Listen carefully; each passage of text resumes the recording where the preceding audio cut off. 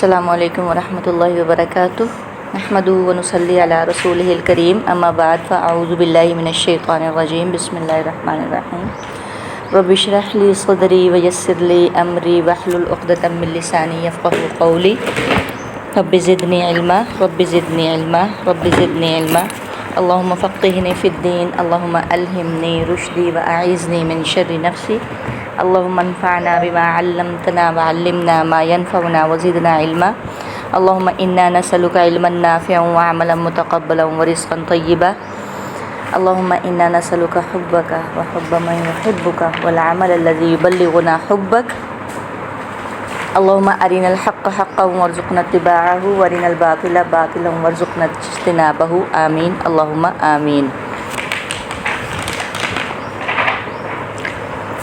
بسم اللہ الرحمن الرحیم۔ سورۃ الانفال اور پارہ نمبر 10 شروع ہو رہا ہے ہمارا۔ سورۃ الانفال پچھلی آیات میں ہم پڑھ چکے ہیں کہ اللہ تعالیٰ نے فرمایا کہ جو دین ہے وہ سارے کا سارا اللہ کے لیے ہو جائے، ٹھیک ہے۔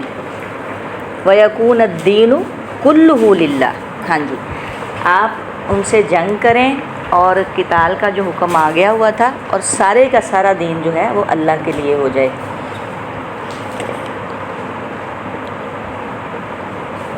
یعنی اب جو تلواریں ہیں وہ آپ کی نیام میں واپس نہیں جائیں گی جب تک کہ فتنے کی وہ کیفیت جو ہے ختم نہ ہو جائے جس میں لوگوں کے لیے ایمان کا لانا مشکل ہوتا تھا۔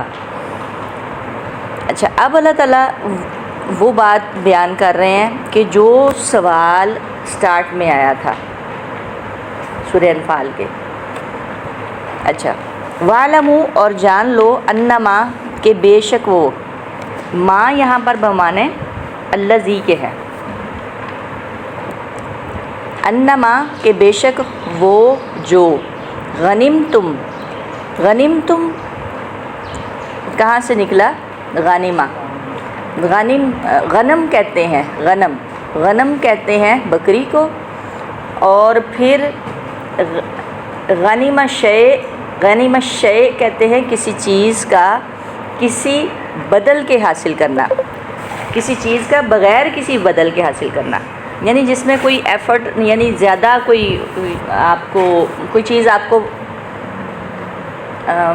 مال مفت جس کو بولتے ہیں، جو چیز آپ کو مل جائے، غنیمۃ شیء۔ لفظی معنی اس کا ہے کہ کہیں سے بکریاں ہاتھ لگنا۔ بعد میں غنیمت کسے کہا جانے لگا کہ دشمن سے کچھ حاصل ہونا، کچھ مال حاصل ہونا، خاص طور پر فتح کے بعد جو مال حاصل ہوتا اسے غنیمت کہا جاتا۔ اچھا، اب غنیمت کو مال مفت کیوں کہا گیا؟ کیونکہ یہ بات ہو چکی تھی کہ اصل میں جنگ کا یا کفار سے لڑنے کا مقصد کسی زمین پر قبضہ کرنا، کسی زمین پر قابض ہونا نہیں ہے، دنیا حاصل کرنا نہیں ہے، مال حاصل کرنا نہیں ہے۔ چونکہ آپ پہلے دیکھ چکے ہیں، اپنی ہسٹری میں بھی پڑھ چکے ہیں کہ جتنے بھی یہ بادشاہ یا جو بھی جنگیں ہوا کرتی تھی وہ کس لیے ہوا کرتی تھی؟ قبضہ کرنے کے لیے۔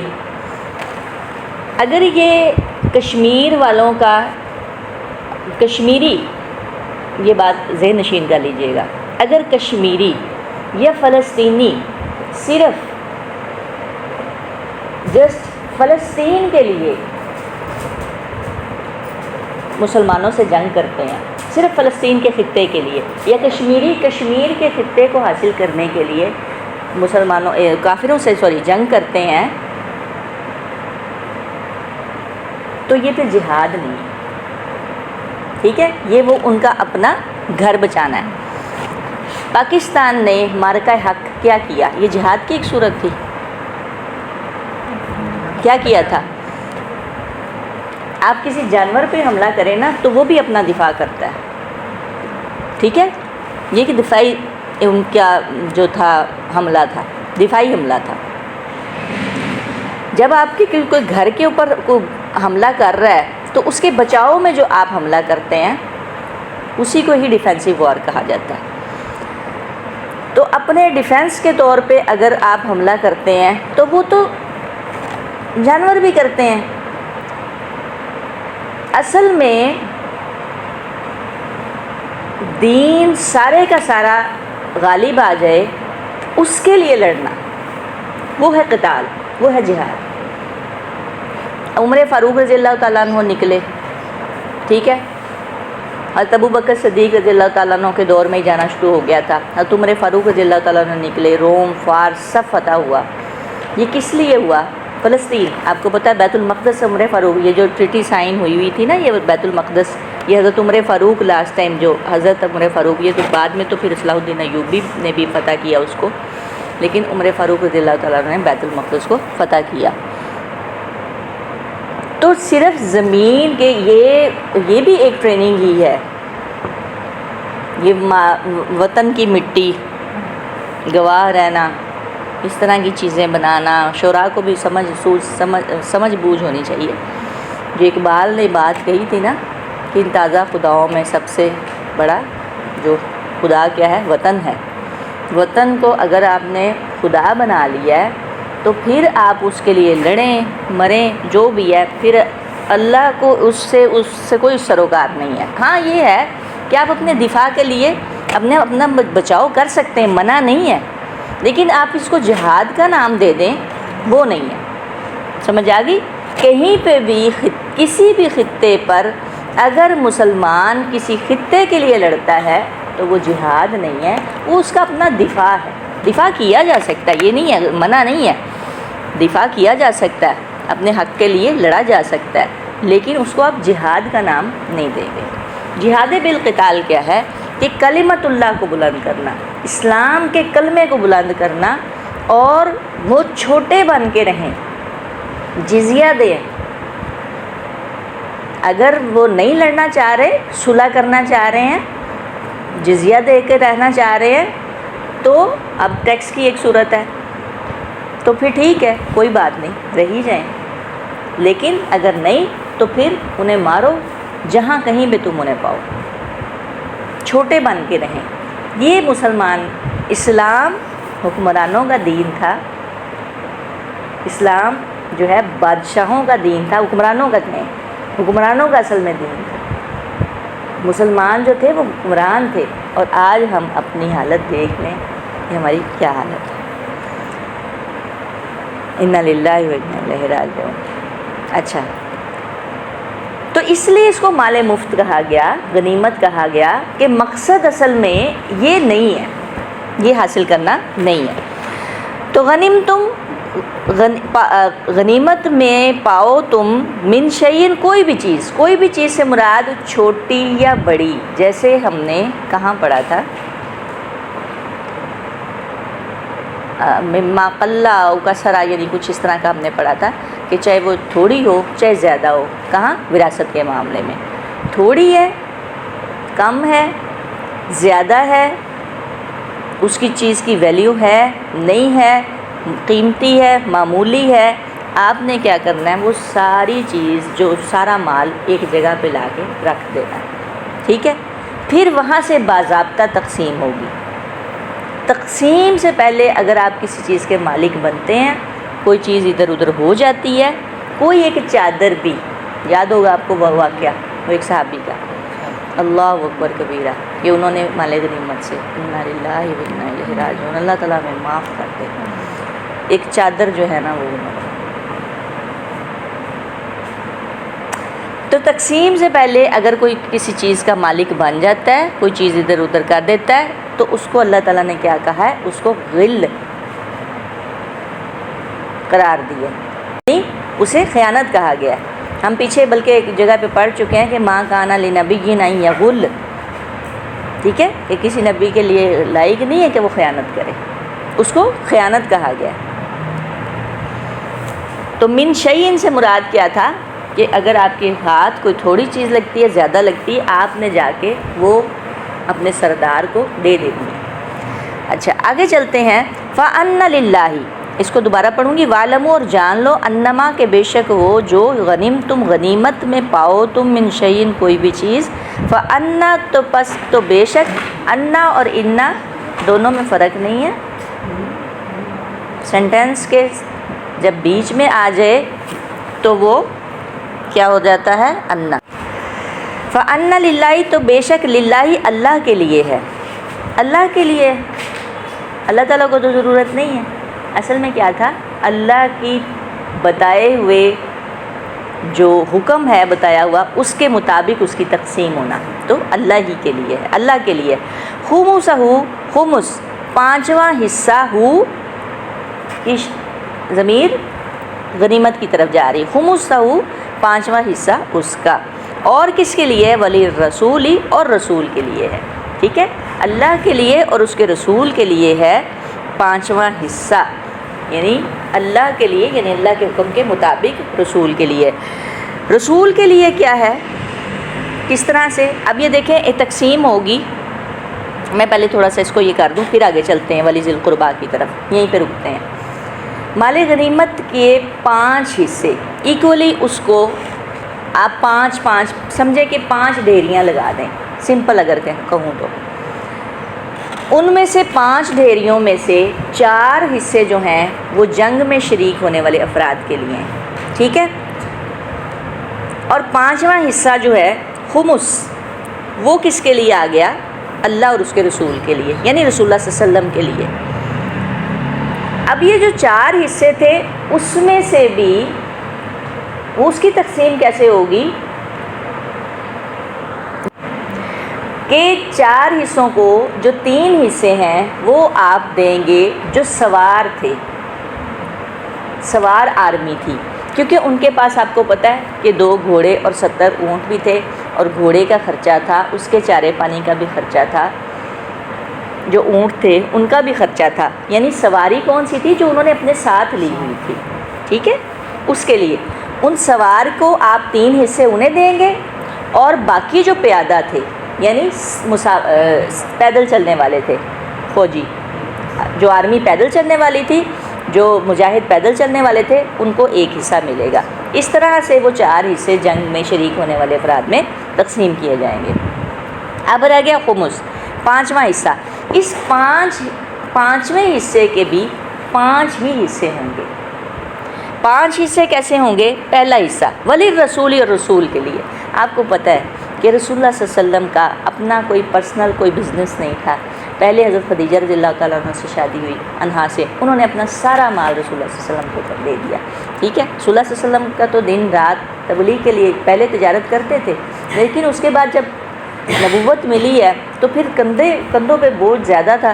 تو رسول اللہ صلی اللہ علیہ وسلم کی ازواج بھی تھیں، رسول اللہ صلی اللہ علیہ وسلم کا گھر بار بھی تھا، کچھ اخراجات بھی تھے، بچے بھی تھے، ظاہری بات ہے، بیٹیاں بھی تھیں.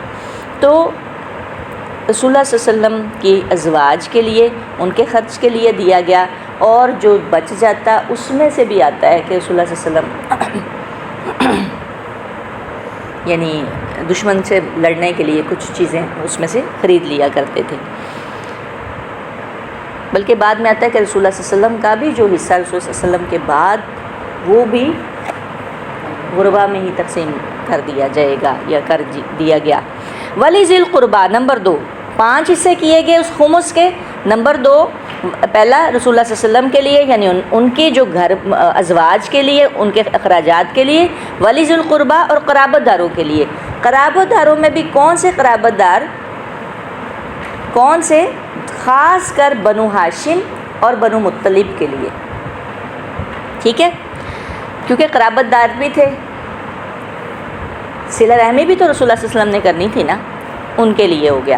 والیتامیٰ، تیسرا حصہ یتیموں کے لیے، بن باپ کے بچوں کے لیے. والمساکین، اور مساکین کے لیے. وابن السبیل، اور مسافروں کے لیے. 5 حصے پورے ہوئے. اب آپ دیکھیں کہ کتنی بہترین تقسیم ہے، کہ جس طرح آپ کو یاد ہوگا کہ ہم نے وہ واقعہ پڑھا تھا سورہ نساء میں ترکے کی تقسیم کے وقت، یعنی وراثت کی تقسیم کے وقت، کہ اگر وہاں پر کچھ یتیم بچے ہیں، کچھ آپ کے رشتہ دار آ گئے ہیں اور وہ آپ کو دیکھ رہے ہیں تقسیم کے وقت، تو آپ انہیں بھی کچھ تھوڑا بہت دے دیں۔ تو اب یہاں پر اس تقسیم میں دیکھیں، پہلے کیا ہوتا تھا، پورے کا پورا جو مال ہے جس کے جو ہاتھ لگ رہا ہے وہ لے کے جا رہا ہے، لیکن سردار کو چوتھا 4 حصے سردار کو بھی ملتے تھے۔ پہلے مال میں سے یعنی پورے مال کا کے 4 حصے سردار لے جاتا تھا، اور پھر باقی جو تھا وہ جس کے جو ہاتھ بچتا وہ لے جاتا۔ یہاں پہ آپ دیکھیں خمس آیا ہے رسول اللہ صلی اللہ علیہ وسلم کے حصے میں، اور خمس میں سے بھی 5 حصے ہوئے ہیں۔ کتنی بہترین تقسیم ہے، اور سب کو مل رہا ہے، گھر والوں کو بھی مل رہا ہے، قرابت داروں کو بھی مل رہا ہے، یتیموں کو بھی مل رہا ہے، مساکین کو بھی مل رہا ہے، مسافروں کے لیے بھی ہو رہا ہے، اور فوج کو بھی جا رہا ہے۔ ٹھیک ہے، یہ بہترین تقسیم تھی۔ اللہ تعالیٰ نے اس ترتیب کو، اس تقسیم کو 40 آیات کے بعد نازل کیا ہے۔ سمجھ آئی؟ آیت نمبر کون سی ہے یہ؟ 41۔ 40 آیات کے بعد پہلے اللہ تعالیٰ نے تربیت کی ہے، پہلے اللہ تعالیٰ نے سمجھایا ہے کہ جو ہے نا آپس کی جو رشتے ہیں، آپس کی صلہ رحمی ہے، آپس کے قرابت کے جو تعلقات ہیں ان کو مضبوط رکھو، اور یہ سب کچھ جو ہے یہ اللہ ہی کا تو ہے۔ اس طرح سے گرومنگ کر کے، پوری تربیت کر کے 40 آیات کے بعد اس کی تقسیم کی ہے، اور یہ جنگ ابھی جاری تھی۔ اور ایک مقام آتا ہے وہاں پہ، اگر آپ سیرت کی طرف چلے جائیں واپس، تو آپ دیکھیں گے کہ ساتھ ساتھ وحی اتر رہی ہے، اور ساتھ ہی مال غنیمت تقسیم ہو گیا۔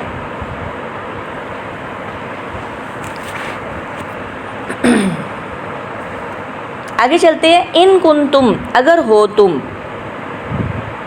آمنتم، ایمان لائے تم، باللہ، اللہ پر، وما، اور اس پر جو انزلنا، نازل کیا ہم نے، علی عبدنا، اپنے بندے پر۔ یہاں پر نازل کرنا سے کیا مراد ہوگا؟ یہاں پہ نازل کرنے سے مراد ہوگا وہ مدد، یا جو فرشتے اتارے گئے، یا وہ جو نصرت اتاری گئی، اس پر ایمان لانا۔ ٹھیک ہے، کہ اصل میں اللہ کی ہی طرف سے مدد آئی تھی۔ اگر تم ایمان لاتے ہو اللہ پر، اور اس مدد پر بھی ایمان لانا جو ہم نے نازل کی، علی عبدینا، اپنے بندے پر۔ اللہ تعالیٰ یہاں پر رسول اللہ صلی اللہ علیہ وآلہ وسلم کو اپنا بندہ کہہ کر ان کو عزت و تکریم، عزت و تشریف میں ان کا اضافہ کر رہے ہیں، اور اپنا بندہ کہہ رہے ہیں۔ علی عبدینا، اپنے بندے پر، یعنی رسول اللہ صلی اللہ علیہ وسلم پر۔ یوم الفرقان، کس دن؟ فیصلے کے دن، بدر کے دن۔ ٹھیک ہے، اس دن کیا فرشتے بھی اترے تھے، اللہ نے اپنی نصرت بھی اتاری تھی۔ یوم التقى الجمعان، جس دن آمنے سامنے ہوئیں، تقا، آمنے سامنے آنا، بھیڑنا، تو پھر اصل تو تقا تل تھا، اب بھیڑنا، لیکن تقا آمنے سامنے آئیں، الجمعانی، 2 جماعتیں، تثنیہ ہے جماعت کی طرف سے، یعنی تثنیہ اس کا، جماعت کا۔ الجمعانی، 2 جماعتیں، واللہ، اور 2 جماعتیں کس کی؟ کافروں کی اور مسلمانوں کی۔ واللہ، اور اللہ، علی کل شیء قدیر، ہر چیز پر، اور اللہ اوپر ہر چیز کے خوب قدرت رکھنے والا ہے۔ یہ تو ہو گئی وہ جو سوال یسألونک عن الانفال کے، جو سوال کیا تھا آپ سے غنیمتوں کے بارے میں، اس کا جواب۔ اذ انتم، اب آپ واپس چلے جائیں، وہ جو ہم نے واقعہ پڑھا تھا جنگ بدر کا، کہ وہ سارا سین دوبارہ لایا جائے، اور پھر دوبارہ سے وہی واقعہ پھر دوبارہ دہرایا جا رہا ہے۔ اذ انتم، وہ وقت یاد کرو جب انتم تھے تم، بالعدوہ، عدوہ کسے کہا جاتا ہے؟ عدوہ ادن جو ہے نا اس کی جمع ہے، اور عدوہ کیا ہے؟ واحد ہے۔ اور عدوہ کہتے ہیں کنارے کو، سمت کو، کسی چیز کی طرف کو، یعنی، اور ادن اس کو یعنی اس کا واحد ہوگا۔ ادن کیسے؟ جیسے آپ ہدن لکھتے ہیں نا، اسی طرح ہی ادن ہے، عین دال یا، اس کا روٹ ہوگا۔ اور عدوہ کنارہ، سمت یا طرف، اس کو کہا جاتا ہے۔ جب تھے تم بالعدوۃ الدنیا، کنارے پر، الدنیا، قریب کے۔ دنیا کہاں سے نکلا؟ دنو سے، اور دنو کسے کہتے ہیں؟ قریب کو۔ اشارہ کس کی طرف ہے؟ قریب کے کنارے پر تھے، مدینہ کی طرف۔ ٹھیک ہے. آپ یہ دیکھیں کہ مدینہ میں نا چاروں طرف ٹیلے اور پہاڑی پہاڑ تھے، اور مسلمان کس سائڈ پر تھے؟ پیچھے میں وہی کہہ رہی تھی کہ اگر ہم اس کو دوبارہ دیکھیں، مسلمان کس سائڈ پہ تھے، کس سمت میں تھے؟ مدینہ والی سمت میں تھے. ایک سائڈ تو چلی جاتی ہے شام کی طرف اور ایک سائڈ آ جاتی ہے مکہ کی طرف. اور کفار کس سائڈ پہ تھے؟ وہم، اور وہ یعنی کافر، بالعدوہ کنارے پر تھے، القصوہ دور کے. قصوہ قصا اقصا بھی اس کو اس لیے کہا گیا کہ دور کی جگہ. یعنی کس سائڈ پہ تھے؟ وہ مکہ والی سائڈ پہ تھے. مسلمان مدینہ والی سائڈ پہ تھے اور کافر جو تھے وہ مکہ والی سائڈ پہ تھے. والرکب اور قافلہ، راکب کی جمع کیا ہے؟ رکب. راکب کی جمع رکب ہے، اور رکب کیا کس سے کہا گیا؟ قافلے کو. راکب سوار کو بھی کہتے ہیں. اور قافلہ کون سا؟ جو تجارتی قافلہ تھا اس کی بات ہو رہی ہے. اسفلا نیچے تھا، منکم تم سے. قافلہ جو تھا وہ 3 میل کے فاصلے پر ساحل والی سائڈ پہ وہ ادھر تھا. وہیں سے ہی ساحل سمندر سے ہو کے اصل میں وہ قافلہ گزر چکا تھا. ادھر سے یہ چل پڑے تھے. خط تو لکھ دیا تھا ابو سفیان نے اور خط پہنچ بھی چکا تھا، لیکن ابو جہل آڑے آ گیا. واپس جانے کی باتیں ہو رہی تھیں، ٹھیک ہے. خط پہنچ چکا تھا، کاتب وہ لے آیا تھا قاصد. اب مسلمان بھی ادھر سے نکل آئے ہیں بدر سے، ادھر سے کافر بھی نکل آئے ہیں. مسلمان تھوڑا پہلے آ گئے ہیں اور کنویں وغیرہ پاٹ دیے ہیں، جو مطلب پانی وغیرہ سارا کر کے، اور کافر بھی اسی ٹائم ہی تقریباً اسی ٹائم ہی پہنچ گئے ہیں. قافلہ جو تھا وہ نیچے سے ساحل سے نکل چکا تھا، ٹھیک ہے. اسفل منکم تم میں سے، منکم تم میں سے. اب جو یہ کنارہ تھا نا مسلمانوں کا، یہ اونچائی پہ تھا، یہ اونچے تھے، اور کافر جو تھے وہ نچلے کنارے پر تھے، تھوڑا سا نیچے کی طرف تھے. یہ کیا بتایا جا رہا ہے؟ یہ پوزیشن بتائی جا رہی ہے کہ فوج جو تھی، آرمی جو تھی، کہ کس طرح سے کھڑی تھی. یہ اللہ تعالیٰ یہاں پر ایک پوزیشن جو سیٹنگ ہوئی تھی اس سیٹنگ کو بتا رہے تھے. ولو اور اگر تواعدتم آپس میں وعدہ کرتے تم. وعدہ کرتے تم کس چیز کا؟ آپس میں کوئی آپ اپوائنٹمنٹ یا آپ طے کر لیتے کہ جی ہم نے فلاں دن جنگ کرنی ہے، تو لختلفتم البتہ اختلاف کرتے تم. اختلاف کیوں کرتے؟ کیونکہ ظاہری بات ہے کہ مسلمان کم تھے اور کافر زیادہ تھے، ٹھیک ہے. اگر باقاعدہ یعنی پلانڈ، اگر مقرر کوئی تاریخ طے ہو چکی ہوتی تو تم نہ لڑ سکتے، کیونکہ تعداد میں اصل میں تو کم ہی تھے مسلمان. اس وجہ سے لختلفتم تو البتہ تم اختلاف کرتے، فی المیعاد مقررہ وقت جگہ کے بارے میں. میعاد کیا ہے؟ اسم ظرف، یہ زماں ہے، اسم ظرف ہے اور ظرف زماں ہے یہ، ٹھیک ہے. یعنی مقررہ وقت پر. اگر کوئی مقررہ وقت طے ہو چکا ہوتا تو اللہ تعالیٰ کہہ رہے ہیں کہ تم آپس میں اختلاف کرتے. آپ کو پتہ ہے کہ یہ سب کچھ اللہ تعالیٰ نے پہلے سے طے کر رکھا تھا. اتفاق سے مسلمانوں جو اب جو ایک سین کریٹ ہوا ہے کہ اللہ تعالیٰ اللہ کے نبی نے بھیجا ہے قافلے پر حملہ کرنے کے لیے. قافلہ بچ کے نکل گیا ہے، ادھر سے وہ نکل آئے ہیں، ادھر سے مسلمان نکل آئے ہیں، اور جو ہے وہ آپس میں اصل میں پلاننگ کس کی تھی؟ اللہ کی تھی، کیونکہ اللہ تعالیٰ یہ کام کرنا چاہ رہے تھے، ٹھیک ہے. ولیکن اور لیکن، یعنی یہ اللہ کی مشیت میں تھا. ولیکن اور لیکن، لیقضی اللہ، لام تعلیل ہے تاکہ پورا کر دے اللہ، قضا سے تاکہ پورا کر دے اللہ، امرن ایک کام کو، کانا مفعولا جو تھا ہو کر رہنے والا. باطل کو حق کو باطل کے ساتھ ٹکرانا اور باطل کو ختم کرنا، باطل کو مٹانا، اور وہ جو دعائیں مانگی گئی تھیں، وہ جو کہتے تھے ہم پر پتھر برسائے جائیں اور پھر اگر یہ حق پر ہے محمد تو پھر ہمیں دکھایا جائے، یہ سب کچھ اللہ تعالیٰ نے دکھانا تھا، ٹھیک ہے. لیہلکا تاکہ وہ ہلاک ہو. کون؟ من ہلاکا جو ہلاک ہو. ام بینتن ساتھ واضح دلیل کے، واضح جنگ ہو رہی ہے، واضح جو ہے وہ سارا مڈ بھیڑ ہو رہی ہے واضح دلیل کے ساتھ، ویحیا اور وہ زندہ رہے، یعنی کون؟ مسلمان مومن، من حیا جو زندہ رہے، ام بینتن ساتھ واضح دلیل کے، جو زندہ رہنے والے تھے، ویسے تو کفار بھی بیچ میں سے زندہ تھے لیکن یہاں پر ان کی مثال بات ہو رہی ہے، جو زندہ رہے، یا بے شک کافر بھی بے شک زندہ رہے، تو وہ زندہ رہے کس کے ساتھ؟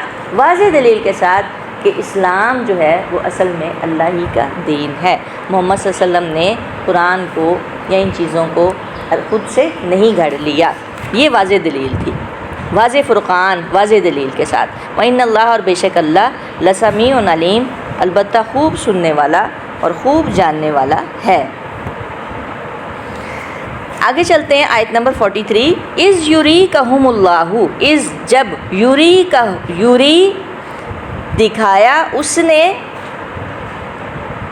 کا آپ کو یعنی رسول اللہ صلی اللہ علیہ وسلم کو، ہم انہیں یعنی کافروں کو، اس جب دکھایا، یُرِيكَهُمْ دکھایا آپ کو انہیں، اللہ نے، فی منامکا آپ کے خواب میں، نوم سے، منامکا آپ کے خواب میں، قلیلاً تھوڑے، رسول اللہ صلی اللہ علیہ وسلم کو کافر خواب میں تھوڑے دکھائی دیے گئے تھے۔ ہم پہلے بھی اس بات کو ڈسکس کر چکے ہیں، کیوں؟ رسول اللہ صلی اللہ علیہ وسلم کی بات تو جھوٹی نہیں ہو سکتی، خواب نہیں جھوٹا ہو سکتا۔ کافر تو ایک ہزار تھے، کیا تھا کہ اصل میں وہ مارے باندھے، یعنی صرف اپنے سرداروں کی بات ماننی، قبیلے کی بات ماننی، عصبیت کی وجہ سے وہ نکلے تھے، اصل میں وہ محمد صلی اللہ علیہ وسلم کے ساتھ جنگ نہیں کرنا چاہ رہے تھے۔ تو اللہ تعالیٰ نے وہ جو ایک کمیت تھی نا، یعنی ایک تو ہوتی کوانٹٹی کے اندر بھی ایک کچھ پاور ہوتی ہے، آپ چیز ہے اور اس کے اندر کیا ہے، کوئی بھی آپ کوئی ایسا کوئی لیکوڈ لے لیں، یعنی تعداد میں وہ بہت زیادہ ہے لیکن اس کی کوئی ویلیو نہیں ہے، تو اس کی جو اصل میں جو ویلیو تھی نا وہ اللہ تعالیٰ دکھا رہے تھے کہ جو اصل میں اس کی یعنی کافروں کی جو تعداد تھی، جو سردار تھے بیچ میں سے، اصل میں سارے، آپ کو پتہ ہے سارے سردار نکل آئے تھے اور صرف کون رہ گیا تھا؟ ابو لہب رہ گیا تھا، سب کو اللہ تعالیٰ نے اکٹھا کر دیا تھا۔ تو اصل میں وہ جو ان کی تعداد تھی، جتنے بھی تھے، اللہ تعالیٰ وہ رسول اللہ صلی اللہ علیہ وسلم کو خواب میں دکھا چکے تھے۔ وَلَوْ اور اگر أَرَاكَهُمْ وہ دکھاتا آپ کو انہیں، ارا کہاں سے نکلا یہ لفظ؟ رآ سے ہی، ٹھیک ہے۔ یوری کیا ہوتا ہے؟ یورا ہوتا ہے دکھانا، اور اراکم اگر وہ دکھاتا آپ کو انہیں، کثیراً زیادہ کر کے یعنی زیادہ دکھا دیتا، لفشلتم تو البتہ، یہ لام جو ہے وہ دوسرا ہے، البتہ والا ہے، لفشلتم، فشل فاشین لام ہوگا اس کا میرے خیال میں، لفشلتم تو البتہ تم ہمت ہار جاتے، لفشلتم البتہ ہمت ہار جاتے تم، ولتنازعتم اور البتہ باہم جھگڑنے لگتے تم، تنازع ہو جاتا۔ آپ یہ دیکھیں کہ جب کسی چیز میں آپ کو کامیابی نظر آ رہی ہے نا، آپ ویسے ہی کوئی دیکھ لیں، کوئی آپ پلان کرتے ہیں تو کامیابی آپ کو نظر آ رہی ہے تو سب بڑے خوش ہوں گے، اور اگر آپ کو نظر آ رہا ہے نا کہ دشمن کی تعداد، یا کوئی بھی آپ ویسے ہی کوئی پلاننگ کرتے ہیں کہ آپ کی کہاں پہ کامیابی تو کوئی نہیں ہے، تو پھر کیا ہوگا؟ پھر کیا ہو جاتا ہے؟ تنازع ہو جاتا ہے۔ اس کی مثال میں آپ کو ایک دیتی ہوں۔ تو اس لیے اللہ تعالیٰ کہہ رہے ہیں اگر وہ آپ کو زیادہ دکھا دیتا اللہ تو البتہ آپ ہمت ہار جاتے تم، ولا تنازعتم اور البتہ باہم جھگڑنے لگتے تم، فی الامری کس میں؟ معاملے میں۔ معاملہ کیا تھا؟ جنگ کا۔ ولیکن اور لیکن، ولیکن اللہ لیکن اللہ سلم اللہ نے سلامت رکھا، یعنی سب ٹھیک ٹھاک رکھا، سب اللہ تعالیٰ نے آپ کو پتہ ہے کہ پہلے یہ، بلکہ وہ مجھے نکال کے دیجیے گا، وہی بولے کہ پہلے اللہ تعالیٰ نے مسلمان جو تھے وہ اللہ تعالیٰ نے تھوڑے دکھائے تھے، اور ادھر سے کافروں کو مسلمان تھوڑے نظر آ رہے تھے، ادھر سے مسلمانوں کو کافر تھوڑے نظر آ رہے تھے۔ لیکن ایک جگہ پہ آتا ہے نا، جس طرح سورہ آل عمران ہے، سورہ آل عمران، ٹھیک ہے، سورہ آل عمران کی آیت نمبر 13، کہ اس میں کیا آتا ہے کہ اللہ تعالیٰ کہتے ہیں قد کان لکم آیۃ فی فئتین التقطا فئۃ تقاتل فی سبیل اللہ واخری کافرۃ یرونہم مثلیہم رأی العین واللہ یؤید بنصرہ من یشاء ان فی ذلک لعبرۃ لأولی الابصار۔ یہاں پر کیا آتا ہے، تمہارے لیے ان دو گروہوں میں ایک عبرت، نشان عبرت تھا، جو بدر میں ایک دوسرے سے نبرد آزما ہوئے۔ ایک گروہ اللہ کی راہ میں لڑا تھا اور دوسرا گروہ کافر تھا۔ دیکھنے والے بچشم سر یعنی کھلی آنکھوں سے دیکھ رہے تھے کہ کافر گروہ مومن گروہ سے دو چند ہے، کافر گروہ مومن گروہ سے دو چند ہے، مگر نتیجے نے ثابت کر دیا کہ اللہ اپنی فتح و نصرت سے جس کو چاہتا ہے مدد دیتا ہے۔ دیدہ بینا رکھنے والوں کے لیے اس میں بڑا سبق پوشیدہ ہے۔ پہل مسلمان جو تھے کافروں کو مسلمان کیوں کم دکھائی دیے، کم دکھا رہے تھے اللہ تعالیٰ کافروں کو، کہ کافر کہیں بھاگ نہ جائیں۔ وہ جنگ اللہ اصل میں جنگ کروانا چاہ رہے تھے، مسلمان اس لیے کم دکھائی دے رہے تھے کہ کافر نہ بھاگ جائیں، اور کافر کیوں؟ تاکہ مسلمان ثابت قدم رہے، ٹھیک ہے، اس وجہ سے۔ لیکن اور ایک جگہ پہ آتا ہے کہ رسول اللہ صلی اللہ علیہ وسلم نے جو اس کی ایک جو صفیں جو بنوائی تھی نا، اس کو کیا کہتے ہیں، آئی تھنک ہولو اسکوئر اس کو بولتے ہیں، کہ اس ٹائپ سے رسول اللہ صلی اللہ علیہ وسلم نے نا ان کی سیٹنگ کی تھی کہ آپ دیکھیں کہ فوج زیادہ لگ رہی تھی، مسلمان زیادہ لگ رہے تھے، ٹھیک ہے، اس طرح سے اگر کھڑا ہو تو وہ ایک مسلمانوں کی تعداد زیادہ، اور ویسے بھی چونکہ مسلمان اوپر اونچائی پر تھے اور کافر جو نیچے تھے۔ ابھی دیکھیں جب بارش آئی ہے، فوار آئی ہے، تو وہ سارا پانی جو تھا وہ نیچے آ گیا تھا، نیچے کیچڑ ہو گیا تھا، اوپر اتنا زیادہ نہیں ہوا تھا، اس سائڈ پہ تیز بارش بھی نہیں تھی، تو مسلمان اونچا تھے، اور کچھ وہ اس وجہ سے بھی زیادہ دکھائی دے رہے تھے، اور کچھ اللہ تعالیٰ جو ہے وہ بعد میں اللہ نے پھر دکھایا، یہ وجہ تھی۔ اللہ تعالیٰ نے سب سلامت رکھا، اللہ تعالیٰ نے ایک تو تنازع بھی نہیں ہونے دیا، اور اس طرح سے دکھایا ایک دوسرے کو، تو سب کچھ سلامت رہا، یعنی مڈ بھیڑ ہو گئی، کیونکہ یہ اصل میں کیا تھا، پہلا مارکا تھا۔ فرسٹ ٹائم آپ کو کوئی بات کا کام کہا جائے نا، فرسٹ ٹائم کہتے ہیں نا، مشکل جو ہوتی ہے نا وہ پہلی دفعہ ہی ہوتی ہے نا، تو وہ آپ کو مشکل ہی لگ رہا ہوتا ہے۔ پھر اس کے بعد آپ کو پتہ ہے کہ جنگوں کا سلسلہ شروع ہوا، فتوحات ہوئیں، اور پھر سارا یہ وجہ تھی۔ انہو بے شک وہ علیم خوب جاننے والا ہے، بذات الصدور سینوں والے بھید۔ سبحانک اللہم و بحمدک ونشہد ان لا الہ الا انت نستغفرک ونتوب الیک۔